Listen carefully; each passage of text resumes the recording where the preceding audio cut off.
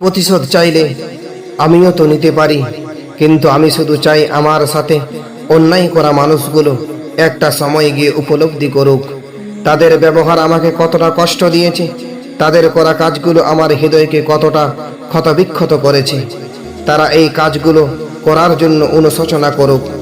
জীবনের কোনো এক পর্যায়ে এসে তারা আমাকে বলুক, তোমার সাথে সেই দিন এই কাজটা করা আমার ঠিক হয়নি। আমি শুধু এতটুকুই চাই, আর কিছুই না। আমি সেই রবের উপর বিশ্বাস করে এখনো পর্যন্ত আছি। মানুষ আমি একটাই, তবে ব্যক্তিগতভাবে আমার চরিত্রগুলো আলাদা আলাদা।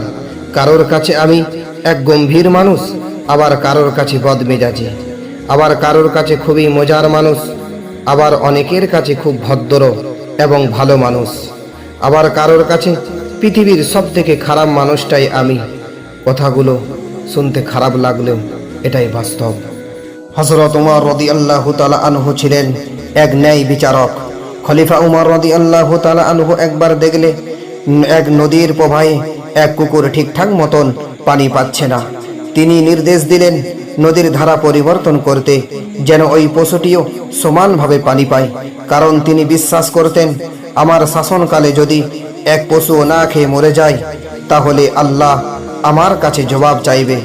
এটাই ছিল হযরত উমর রাদিয়াল্লাহু তাআলা আনহুর ন্যায় বিচার, যা কেবল মানুষের জন্য নয়, পশুর জন্য সমানভাবে প্রযোজ্য ছিল।